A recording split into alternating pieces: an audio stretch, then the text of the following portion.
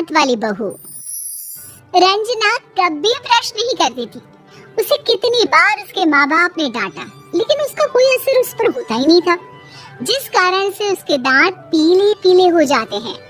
शादी के बाद।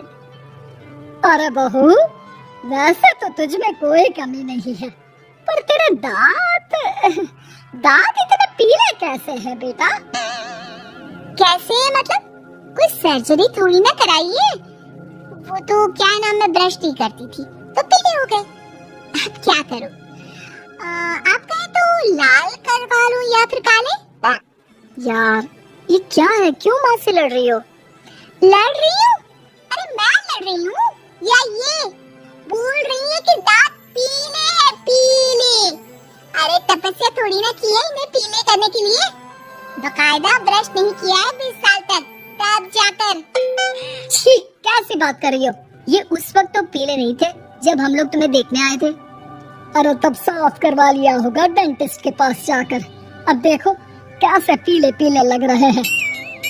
रंजना सास की तरफ गुस्से से देखती है। फिर शुरू हो गई पीले पीले पीले। अरे पीले तो तब भी थे जब मेरे हाथ का रसगुल्ला उड़ा उड़ा कर खा रही थी और बोल रही थी, लड़की नहीं गुणों का खजाना दे रहे भाई साहब।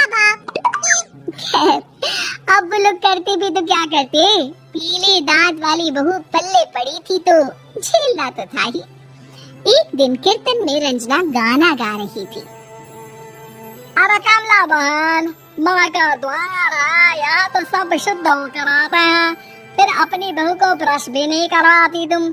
दूर से पीले पीले दांत भक्ति में बाधा उत्पन्न कर रहे हैं। अरे कोई 2 साल के बच्चे थोड़ी ना लेकर आई हूँ मैं बहू बनाकर। अच्छी खासी लड़की है, अरे कैसे करवाऊं ब्रश? ये तो उसे खुद करना चाहिए ना। अब माँ बाप तो इसके जैसे तैसे निपटा दिए, ये नहीं सोचा कि सास कैसे संभालेगी। सास बहू को लेकर घर आ जाती है, लेकिन सोच लेती है कि अब इसे लेकर कहीं नहीं जाएगी। अगले रोज बहू कहती है, अरे क्या हो गया, मंदिर नहीं जाना क्या? कीर्तन का वक्त हो रहा है। मेरी मधुर वाणी से कान्हा जी जागते ही और सोते हैं। आप तो जानती है ना उनकी भक्ति में कितना मन लगता है मेरा। वो क्या है ना, तबीयत ठीक नहीं लग रही है मेरी, आराम करूंगी मैं। तबीयत ठीक नहीं लग रही? अभी तो मिथुन के गाने पर नाच रही थी आप, और आप बोल रही है कि तबीयत ठीक नहीं लग रही। अरे भक्ति में मन लगा लो सासू माँ, ऊपर जाना है, क्या मुंह दिखाओगी आप? हाँ? सास को बहू की बात पर गुस्सा आ जाता है। मैं क्या मुंह दिखाऊंगी, इसकी चिंता तो ना कर, समझी? अपने मुंह की चिंता कर, जो ये पीले पीले दांत लेकर हर जगह पहुंच जाती है। पता है लोग कितना मजाक बनाते हैं। ना जी ना, मैं नहीं जाना कहीं तेरे साथ। तो ये बात है। कोई ना, मत जाओ, मैं अपने कमरे में ही बैठकर भक्ति कर लूंगी। ऊपर वाला दांत थोड़ी ना देखता है, मन देखता है, भावना देखता है। और अरे बस बस, तू सब कुछ दिखा, बस ये सफेद चमकदार दांत ना दिखाना किसी को, है? जा यहाँ से। बहू को सास की बात का कोई फर्क नहीं पड़ता, वो तो जैसी थी वैसी ही रह जाती है। सुबह नहाकर किचन में खाना बनाना, फिर खाना खाना, कीर्तन भजन करना और सो जाना। एक दिन, माँ जी मैं सहेली के घर जा रही हूँ, शाम को लेट आऊंगी। हाँ, तो जाना, मैंने कौन सा तेरी आरती करनी है घर पर बैठकर। रंजना सहेली के घर जाती है, जहाँ वो पार्टी में जाने की तैयारी कर रही होती है। अरे शिखा, कहाँ जाने की तैयारी कर रही है? मैं गलत वक्त पर आ गई क्या? अरे नहीं यार, उल्टा सही वक्त पर आई है। मैंने ये साड़ी और ज्वेलरी निकाली है यार, शाम को इनके ऑफिस की एक पार्टी में जाना है। बताना कैसा लग रहा है ये सब? नहीं यार, इस ड्रेस के साथ तो वो वाली ज्वेलरी अच्छी लगेगी। हाँ, सही बोल रही है, मैंने ध्यान ही नहीं दिया। वैसे तो हमेशा से मस्त फैशन सेंस रखती है। तो बड़ा जाती होगी ना पति के साथ पार्टी में। रंजना कुछ नहीं बोलती, बस सोचती है कि यार काश ये बात सही हो जाती, पर मैं क्यों नहीं जाती पार्टी में? क्या इन लोगों की कोई पार्टी होती नहीं होगी? रंजना घर आती है और रात में पति से सवाल करती है, एक बात बताइए, आप मुझे किसी पार्टी में क्यों नहीं ले जाते?